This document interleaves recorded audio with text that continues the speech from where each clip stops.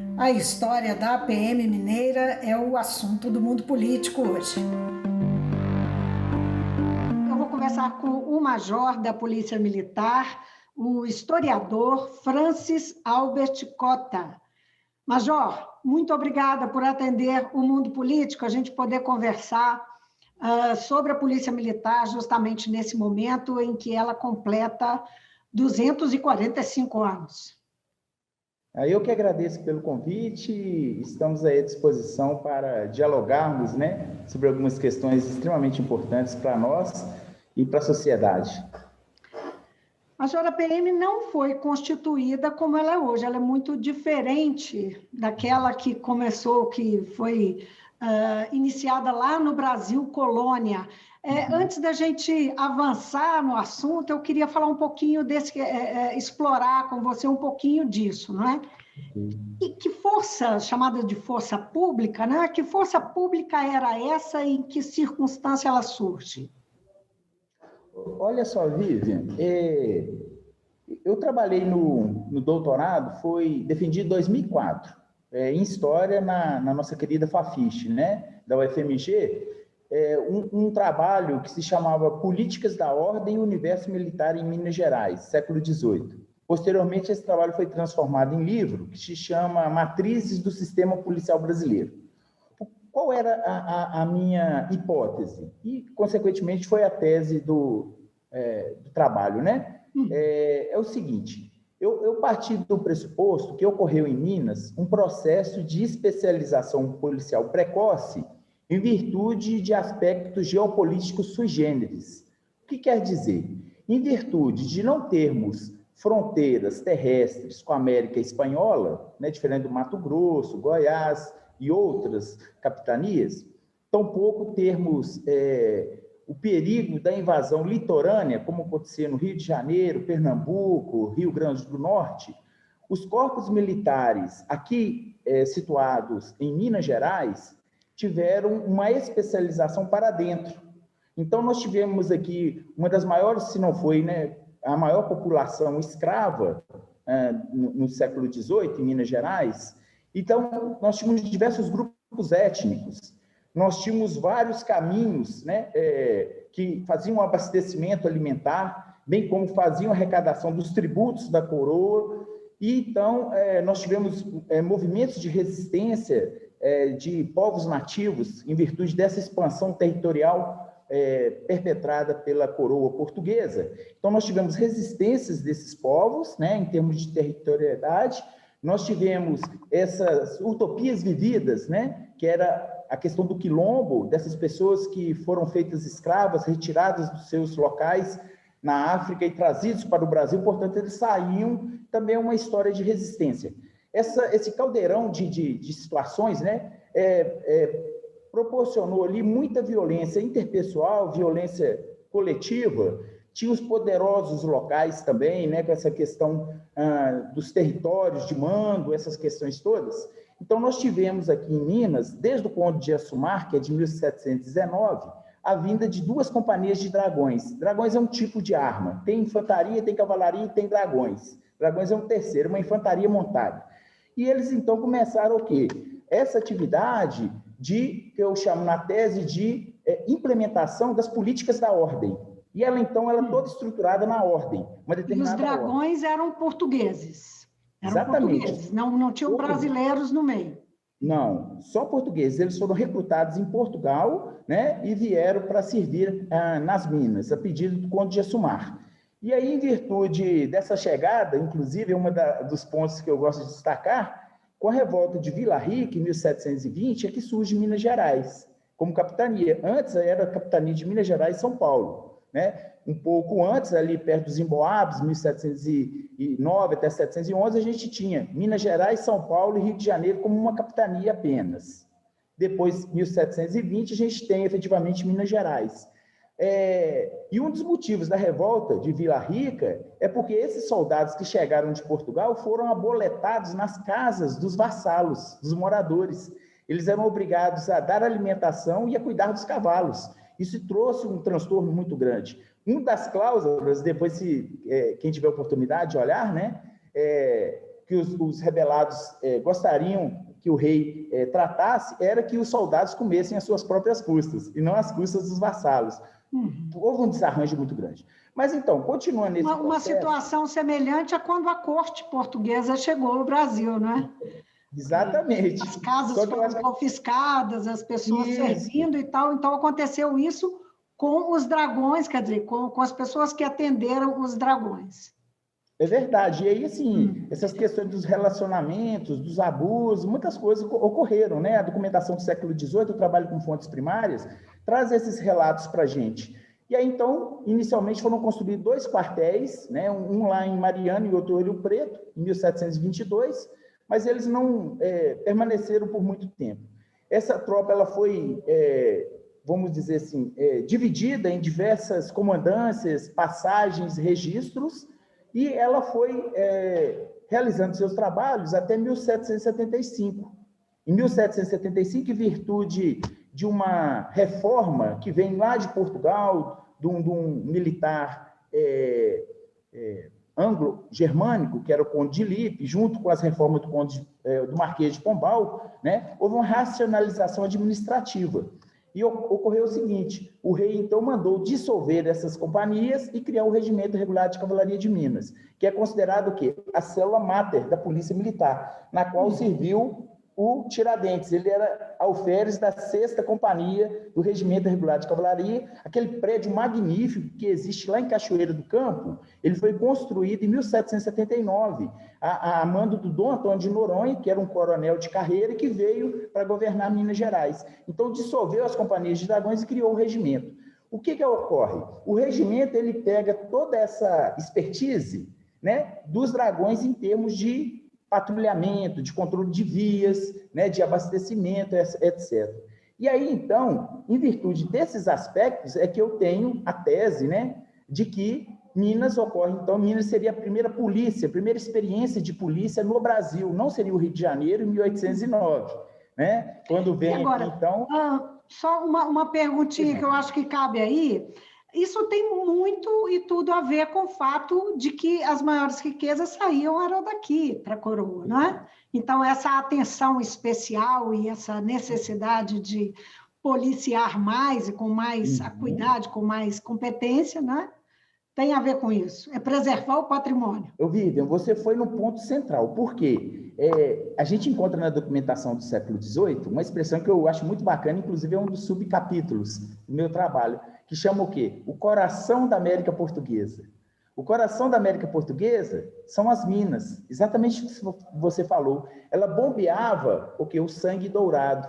O ouro que saía das minas era o ouro que fez lá a reconstrução de Lisboa, aquela parte baixa, né? Em 1755 houve um grande tsunami, que eles chamavam de terremoto, né? O terremoto de Lisboa, e destruiu toda aquela parte medieval, né? Hoje a gente tem a moraria, judaria, mas aquela parte do comércio foi toda reconstruída a partir do ouro que saiu de Minas Gerais, em 1755. Outra coisa também, os compromissos que tinha com a Inglaterra e esse esforço de guerra bélico contra o Sul, né, que os espanhóis estão subindo ali, depois a gente tem o Tratado de Santo Ildefonso, em 1777, todo esse investimento em termos de bélico, em termos de compromisso, saiu das minas. Por isso que as minas, né, é o coração, e teve essa tensão. E, consequentemente, nós tivemos uma especialização policial. Agora, sim, que tem a ver com, importou-se aí o conhecimento das forças prussianas, não é? Alguma coisa que eu li nesse sentido, né? Mas eu queria ir num outro caminho que eu acho que é bastante interessante. Você chamou a atenção para a questão de que a força começa, então, ela surge para defender o patrimônio, não é? E o interesse das autoridades. Como é que isso forja a cultura da polícia militar? Não é? Olha só, essa pergunta é super interessante, e eu fiz um mapeamento, pegando todas as constituições que o Brasil teve desde o século XIX até a nossa Constituição Cidadã de 1988, procurando exatamente a definição da missão, da atribuição da polícia, né? E da polícia militar, que é essa polícia ostensiva de preservação da ordem. E a centralidade está exatamente na ideia de ordem, né? Então, desde o século XVIII, passando pelo XIX, chegando pelo XX, as polícias militares, né? Não somente de Minas, elas constitucionalmente ela tem essa função de manutenção, preservação da ordem pública. E a gente fica pensando, por exemplo, em 1789, quando a gente tem a polícia contemporânea enquanto uma instituição que emerge separada da estrutura judiciária e da estrutura militar estrito sensu, a gente tem lá no artigo 12 da Declaração dos Direitos do Homem e do Cidadão, está escrito assim, olha, a Declaração dos Direitos do Homem e do Cidadão requer a garantia dos direitos do homem e do cidadão requer uma força pública. Ela não pode ser usada para fins particulares a quem está subordinada, e sim para a fruição de todos. Assim, se a gente for olhar o artigo 12, ele é fantástico em termos da atribuição de polícia, que seria garantir os direitos do homem e do cidadão. Mas mesmo lá na França, né, ela começa a ser instrumentalizada efetivamente para o quê? Para ser os olhos, os braços do governante. Torna-se uma polícia, portanto... Ou dos poderosos, não é? Exatamente. Então, assim, eu acho que essa ideia seminal, a ideia inicial de polícia, ela tem que ser resgatada efetivamente, não enquanto uma instrumentalização de governos, né, mas uma polícia cidadã e dentro de um Estado democrático de direito, sabe? Então, essa participação, que a gente vê muitos movimentos nesse sentido, né, polícia de proximidade social, seria, eu acho que, um resgate dessa questão fundante do que seria a polícia, né? Antes da gente avançar sobre essa questão, né, de compromisso com o cidadão e tal, porque muito aconteceu, nós ainda estamos lá atrás na história, e eu acho que vale a pena a gente passar por alguns pontos até chegar à Constituição de 88, não é? E tudo que veio a partir disso. Mas, então, eu queria lembrar da Revolução de 30 e do Levante de 32. E queria que você pontuasse um pouco como é que esses eventos e essa participação como exército, né? A polícia militar agindo como exército, não é? O exército brasileiro ele ainda não era tão significativo quanto é hoje, né? Tem também a sua própria história, mas, enfim, como é que isso ajudou na construção dessa polícia militar? Entendeu? Como é que se influiu, né? A participação nesses levantes? Perfeito. Olha, se a gente for olhar início do século XX, quando a gente pega o corpo policial, né, a partir de 1835, a gente tem, então, o Corpo Policial de Minas.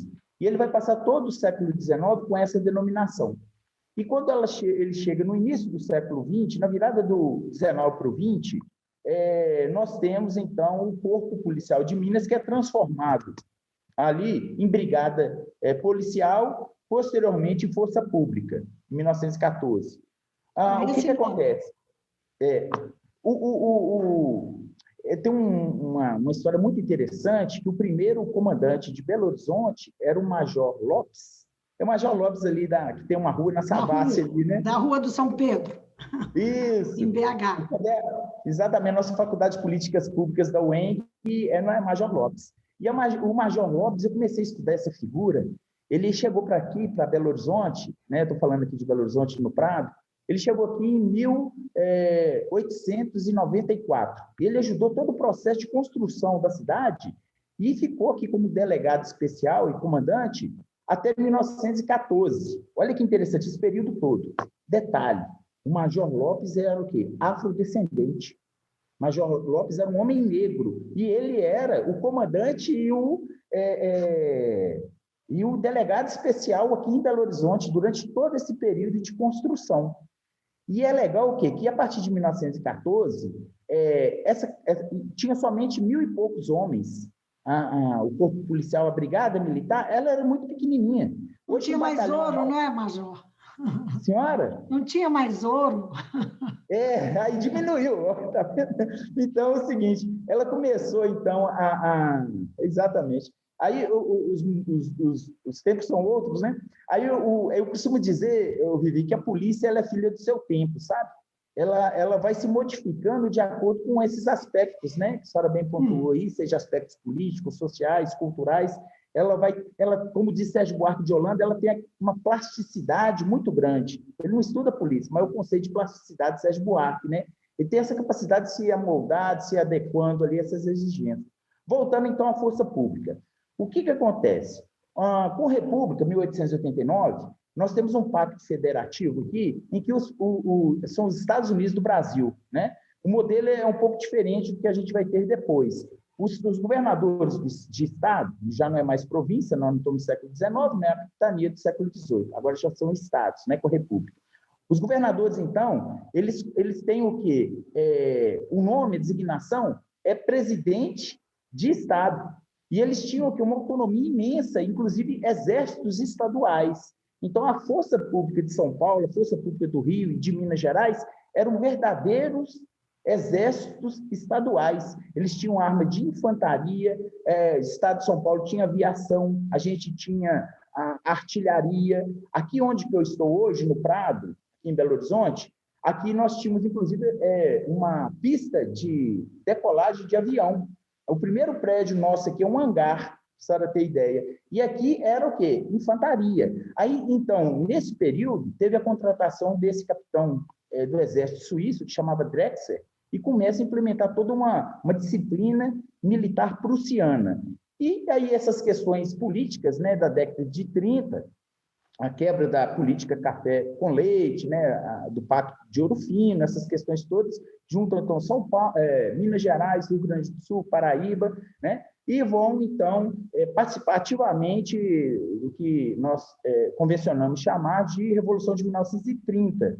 E em 32 também os paulistas foram apeados do poder, né? Inclusive interventores, Vargas mandou interventor do Nordeste para São Paulo, e aí teve todos os desdobramentos e tal, e eles, então, perpetraram aí a Revolução de 1932 em busca, né, da Constituição, que vai sair lá em 34. Mas, então, nesse momento, inclusive, ocorreram enfrentamentos, né, essas guerras intestinas, patricidas, né, entre mineiros, paulistas, e aí o Exército Que eram Nacional... batalhas, como se exércitos mesmo, que se Exércitos confrontavam, né? E o confrontavam. Exército Nacional? O Exército Então, Nacional, nesse momento, como é que ele age? o Exército Nacional, o que acontece? Eu acho que um grande divisor para a gente pensar o Exército é a Guerra do Paraguai, né? Uma guerra patricida também entre irmãos aqui no Cone Sul, aqui, né? Mas o que ocorre?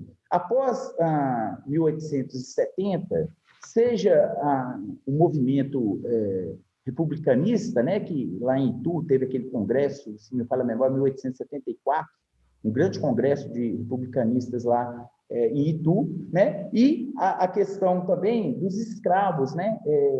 Eu escrevi um livro que chama Negros e Mestiços nas Milícias da América Portuguesa, mostrando como que aqueles indivíduos eles estão participando efetivamente do esforço bélico, não somente no século XVIII, mas no século XIX, como que eles têm patentes de oficiais. Então, nós temos tenentes, capitães, né? Sargentos mores, que são majores, negros, mestiços, incorporando ali nessa luta bélica. Então, quando eles retornam, a gente tem toda aquela questão, vamos dizer assim, do abolicionismo, né? Do abolicionismo propriamente dito, e o Exército tem um papel fundamental. Mas o Exército ali, então, ele está criando a sua identidade a partir desse momento com maior intensidade. E quando chega 30, as polícias militares que chamavam força pública, né, naquele momento, elas estão muito mais, vamos dizer assim, equipadas, inclusive há um controle de Vargas, e o atrelamento... da tradição e da identidade já construída há mais tempo, não é? Exato, porque as forças públicas elas são atreladas como forças auxiliares e reservas do Exército, e permanecem. A partir daí, até a Constituição de 88, ela não rompe com isso, né? De ser reserva do Exército. Então, essa condição de reserva do Exército deixa de existir com a Constituição de 88? Não. Não, né? Ela permanece como reserva, mas tem uma mudança de, digamos, do que é, né? Do que representa, do papel que vai exercer. Eu queria justamente, eu sei que é um lapso temporal muito grande, e tem um momento que a força pública vira Polícia Militar de Minas Gerais, que é lá pela década de 40, estou errada? 40, 50? 40, não é? Mas como 88 é que é um marco realmente divisório, e o nosso tempo é curto, eu queria dar um salto para lá, né? O que muda para a Polícia Militar de Minas Gerais, para as polícias militares do país, com a Constituição de 88, como isso afeta a cultura das corporações, ou pretende afetar? Olha, Vivi, eu me debruço muito sobre a história da educação militar e policial. E uma das estratégias metodológicas, né, nesse percurso que eu adoto é pegar os componentes curriculares dos cursos, as disciplinas que compõem os cursos. E quando a gente faz esse acompanhamento, a gente vai percebendo que, por exemplo, disciplinas que existiam, né, ou componentes curriculares nos cursos de formação de soldados, de oficiais, de sargentos, que existiam na década de 60 e 70, a partir da década de, principalmente 90, né, porque tem aquele lapsozinho, a Constituição de 88, elas já começam a ser repensadas, algumas são retiradas daquela malha curricular, né? Por exemplo, você tinha lá guerrilha e contra-guerrilha, você tem lá disciplinas focadas, por exemplo, na parte militar, né? Então, assim, essas disciplinas, elas já não fazem muito sentido nesse momento pós-Constituição de 88. Então, há a ideia do inimigo interno, Major. A ideia é exatamente... Na questão da ideia do inimigo interno, não é? Que nem as Forças Armadas hoje trabalham com essa premissa mais, né? De agir contra o inimigo interno. Essa construção, Viviane, do inimigo interno, eu consigo mapeá-la desde o período colonial, sabe? Então, o inimigo interno já foi o quilombola, já foi o índio bravo, o botocudo, já foi inclusive a negra quitandeira, porque ela tinha mobilidade, ela tinha contatos, ela não estava num lugar, ela não tinha... A mulher, olha para você ver, a mulher, né, que vendia coisas, ela já foi tida como um inimigo interno. A negra quitandeira, né, o quilombola, o índio bravo, o botocudo, né, e aí os ciganos. Então, assim, vão se construindo os inimigos internos, seja na colônia, depois seja no século XIX, e chega ao XX, aí chega o comunista, né? Na ditadura, os comunistas, né? Depois vira o comunista e tal. Então, essa necessidade de uma construção do inimigo interno, né?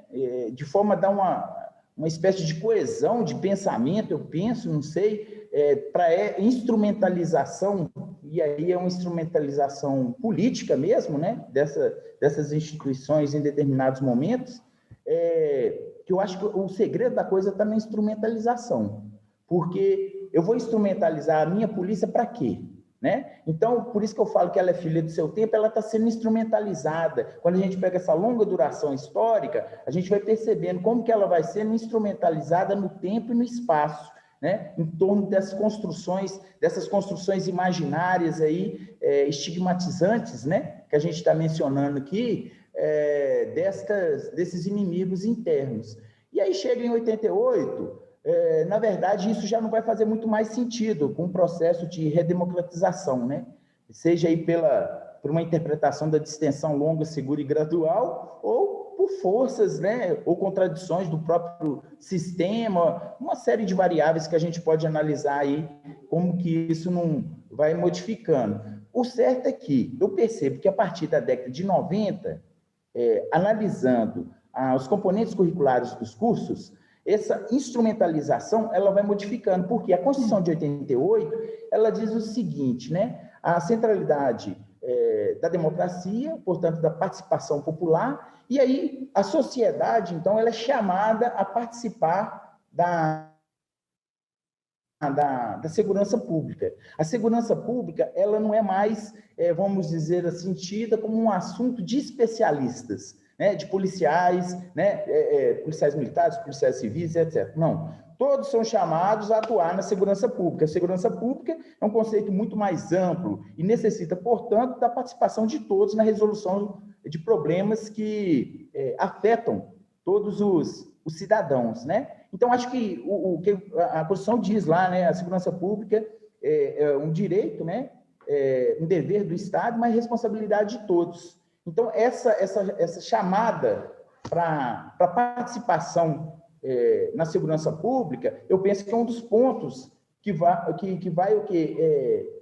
Ser um ponto de ruptura com o modelo anterior. Agora, por exemplo, um ponto de permanência corpos militares responsáveis pela polícia, né? Os corpos militares responsáveis pela polícia, eles continuam independente da Constituição de 88, né? Eu acho que o Decreto-Lei 667 de 69, ele acabou, isso lá, né, antes da Constituição, ele acaba com aqueles diversos modelos de policiamentos e vão dar a exclusividade do policiamento ostensivo fardado às polícias militares, atrelando-as ainda mais intensamente ao Exército Brasileiro. E em 88, ela vai o quê? Propor algo a mais, né? Algo diferente. Major, eu queria voltar quando você faz uma menção a que a sociedade é chamada a pautar a polícia, não é? Uhum. Essa ideia me levou a pensar o seguinte: nós temos uma sociedade que é muito heterogênea em si mesma, não é? Muito desigual, né? Até que ponto realmente as elites, as pessoas com mais formação e educação e que estão mais que não estão na base da nossa pirâmide social têm realmente chance de fazer isso, e as que estão na base não têm. Perfeito. Vivi, eu escrevi um livrinho também sobre aquelas manifestações de rua, não sei se você teve a oportunidade de dar uma corrida de olhos, chama Vozes das Ruas. E aí eu faço uma interpretação exatamente nesse ponto em que nós fomos criados, né, engendrou-se no Brasil uma cultura política do cidadão inativo, sabe? Do cidadão que recebe as benesses do Estado, um Estado paternalista. E isso é permeado por aspectos patrimonialistas mesmo, né, da indistinção entre o público e o privado, que vai o seguinte: olha, eu não vou participar dessa esfera política porque tem um cara lá que me representa. Mas só que esse cara que representa, eu só voto nele, né? E daqui a 4 anos eu vou votar ou não novamente. E nesse meu votar ou não novamente, eu não quero saber das leis, da fiscalização dos outros poderes, do pesos e contrapesos, essas coisas todas. Quero saber se ele vai facilitar a construção da minha casa, se ele vai possibilitar a transferência, né, do meu filho para uma universidade pública, não sei o quê. Que isso vem o quê? Muito nessa perspectiva que acho que você mencionou aí, porque o cidadão ele foi construído historicamente, né? Não vou falar nem de século XVIII, o XIX talvez, né? Mas acho que aquela cidadania está muito hierarquizada, estratificada, que tem o cidadão soldado, cidadão cabo, daquela da Guarda Nacional, né?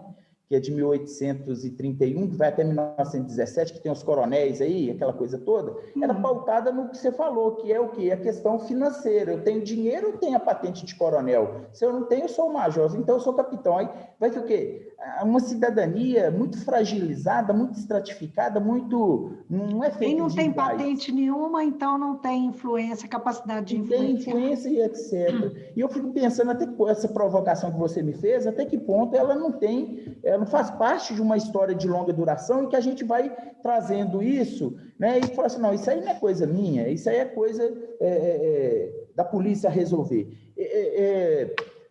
Eu tenho um outro trabalho que eu fiz, que eu fui analisar a questão da polícia comunitária logo nos seus primeiros passos.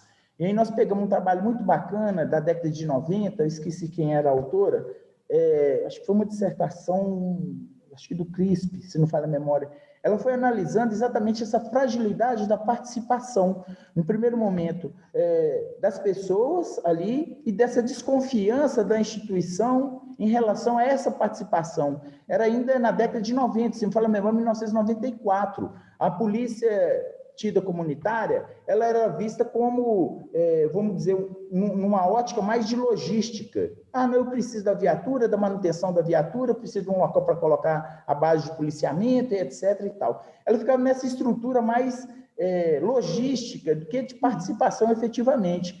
Então, quando a gente tem a proposta, por exemplo, dos CONCEPs, né, aí eu acho que tem essa tentativa de proximidade.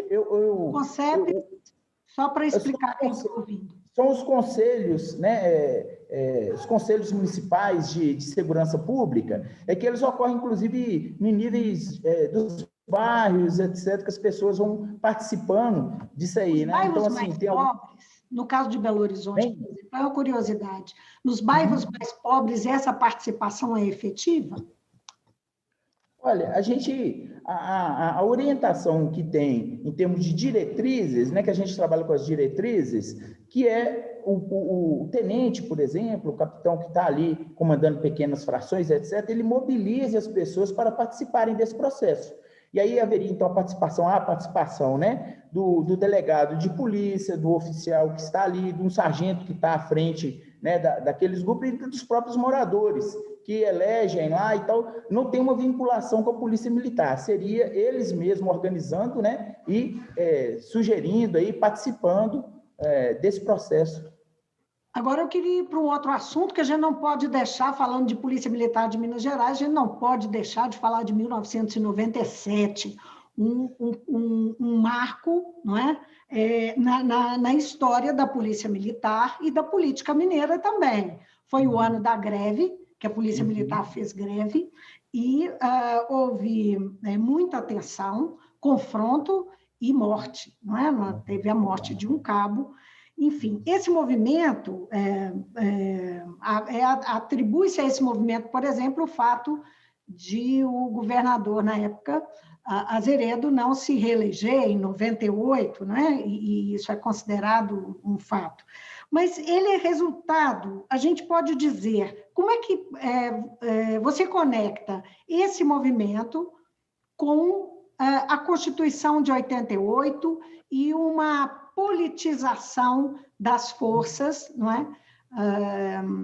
Da Polícia Militar no Estado. Como é que você faz essa relação?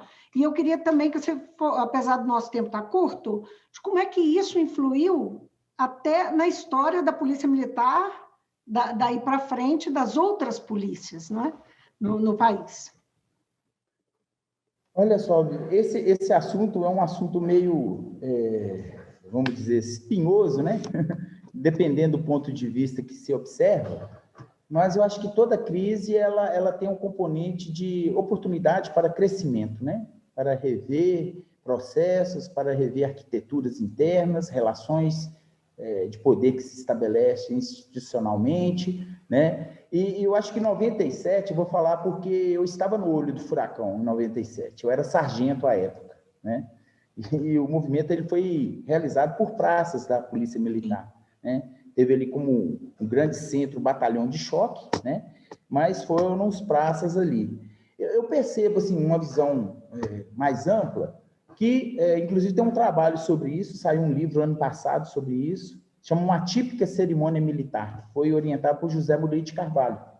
E o que acontece? Eu percebi ali como uma percepção tardia de titularidade de direitos.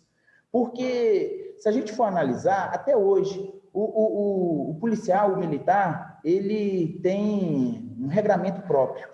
Nós temos um código de ética e disciplina dos militares estaduais, né? Nós não somos mais subordinados ao RDPM, que era o regulamento disciplinar, né? Que era extremamente rígido. Algumas polícias, se não falha a memória, até hoje estão subordinadas ao RDE, que é Regulamento Disciplinar do Exército. A Polícia de Minas, a partir de 2001, ela extinguiu o regulamento disciplinar, porque tinha prisões. O indivíduo, por exemplo, estava com a barba por fazer, ele podia ficar preso no quartel, porque o regulamento dizia isso. O coturno estava sujo, ele poderia ficar preso no quartel. Hoje não. né? Hoje tem uma outra dinâmica, mas a gente tem que ter o código deontológico, né? Que é essa perspectiva de código de ética. E o que acontece? Esse regulamento está disponível, a gente consegue acessar na rede, ele era extremamente rigoroso. E a maneira de fazer, né, os procedimentos, eles não atentavam para o devido processo legal, para todos esses aspectos que estão inseridos na Constituição. Então, por exemplo, até hoje a gente tem uma limitação em termos de cidadania. Por exemplo, dependendo da pergunta que você me fizer aqui, eu não vou poder responder. Por quê? Porque eu estou submetido a um Código Penal Militar. Então, dentro do Código Penal Militar, existem alguns artigos, e dentro do próprio Código de Ética, em que eu não posso me posicionar acerca de determinados assuntos mais específicos. Existe o princípio de que o policial militar tem que ser apolítico.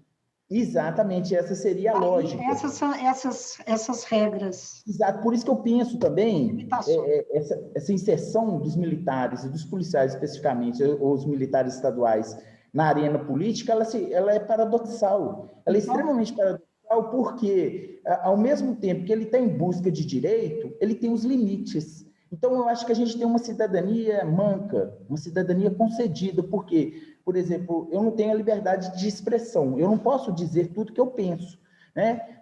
Mas o que acontece? Já está pactuado, né? Quando eu entro para a instituição, eu já sei quais são os meus limites, aí eu falo assim, topo ou não topo? É tipo aquelas formas de dominação lá do Max Weber, tem tradicional, burocrática e racional legal. Talvez eu entre na racional legal ali, sabendo daquela norma específica e de todas as consequências, né? Então, assim, aí a liberdade de expressão, de dizer efetivamente o que eu penso, ela está limitada. Então, a cidadania, ela não tem cidadania pela metade, é cidadania plena ou não, né? Então, nós temos essas condicionantes aí, né? Então, acho que a percepção tardia de titularidade de direitos é uma dos pontos que a gente pode pensar em 97, sabe?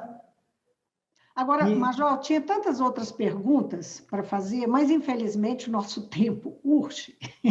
E eu vou terminar fazendo uma pergunta para a gente refletir sobre o policial militar daqui para frente, o policial de hoje, né? 2021. Como é que você define o perfil do policial militar de Minas Gerais e a relação que ele tem com o poder? Nós falamos aqui dos momentos, né, e da construção da história, né, do momento em que era muito diferente. Como é que é o policial militar de 2021? Olha só, a gente tem aquele tripé lá, né? Missão, visão e valores. Dentro da missão, visão e valores, nós queremos ser reconhecidos como uma instituição de Estado. Mas que Estado é este, né? Então, porque eu penso que quando aqueles que organizaram o nosso plano, né, o planejamento e, consequentemente, o plano estratégico e tudo isso que é desdobrado nos diversos níveis da nossa instituição, pensou nessa ideia de instrumentalização, sabe, Vivian? Para a gente não ficar efetivamente aos desejos passageiros, efêmeros daqueles que estão a exercer o poder. Porque o poder, ele se exerce em virtude de uma microfísica, né? Então, o que ocorre? Quando tem essa ideia, e quando tem a ideia de inovação, de respeito aos direitos humanos, de valorização profissional, a gente pensa numa polícia de novo tipo. Eu coloquei uma expressão novo tipo, até uma perspectiva mais weberiana, né? Que é um tipo ideal, né? Me faz lembrar a utopia de Thomas Morris, né? Porque é aquela ilha que está ali na nossa frente, nós estamos, né, remando em direção, a gente nunca vai conseguir chegar, mas a gente tem um norte. E aí esse militar de novo tipo, ou esse policial, né, que está dentro dessa estrutura, esse arranjo militar, não é aquele militar que vê o inimigo, né, e portanto, é honra para o militar abater o inimigo. O policial não, tem ali um cidadão que transgrediu a lei, e mesmo transgredindo, tem a escudá-lo, né, como um escudo, os próprios direitos e garantias individuais, né? Então, o policial hoje, ele tem, pelo menos no processo formativo aqui, da nossa academia, nos diversos cursos, tem essa visão dessa proximidade social, desenvolver estratégias de proximidade social para criar o quê? Uma confiança com essa comunidade, né? Que ele trabalha localmente. Então, esses laços de confiança mútua, eles têm que ser criados e eles têm que ser, vamos dizer assim, fortalecidos a cada dia. Não adianta eu vir com um discurso, eu tenho que ver o quê? Na prática. Como é que está na prática, efetivamente, essas relações? Há esse mapeamento, Major? A corporação, o comando faz mapeamento desse comportamento para tentar entender isso? Como é que está acontecendo na prática? Então, olha só, entendi. É que esse é um dos grandes, o que Jaqueline Muniz chama da caixa preta da atividade policial, que é a ideia da discricionariedade, né? A discricionariedade. Por exemplo, o policial pode estar um veículo, a pessoa está ali sem o cinto de segurança. Ele está numa blitz educativa, ele chega, olha, cidadão, coloca o cinto para a sua segurança, e etc. e tal, e a pessoa vai embora. Aí o outro vai ali e fala assim, olha, você está sem o cinto, você vai ser notificado. Né? Então, assim, o que orientou está errado ou o que mandou colocar o cinto está errado? A ideia da discricionariedade policial, do cotidiano policial, ele é um grande desafio para a gente. Por quê? Aqui na academia, né, qualquer um que quiser vir aqui, conhecer o processo formativo, conhecer as malhas curriculares, ela tem toda uma estrutura norteada por esse pensamento de polícia comunitária, de direitos humanos, de uma formação mais humanística do policial e etc. e tal. Ele sai daqui com essa formação. Aí, muitas vezes, o que ocorre na rua? Muitas vezes que a gente vê aí no dia a dia e etc. Né? Então, esse é o grande desafio para nós e, por muito tempo, ele foi tentado ser equilibrado a partir de uma perspectiva de coordenação e controle, de fiscalização, de supervisões, mas o mais bacana que eu percebo é o quê? É a internalização da norma e dessa perspectiva deontológica pelo próprio policial. Não precisa de fiscalização, precisa dessa visão humanística do lugar social dele, etc., sabe? Você acha que tende a isso? Percebe a evolução nesse sentido? Disso está sendo, com o tempo, mais introjetado? Ou esse é um desafio ainda longo? Vivian, nós estamos trabalhando com seres humanos, né? E tem alguns aspectos mais estruturais, de processos históricos e culturais, que devem ser, penso eu, desconstruídos.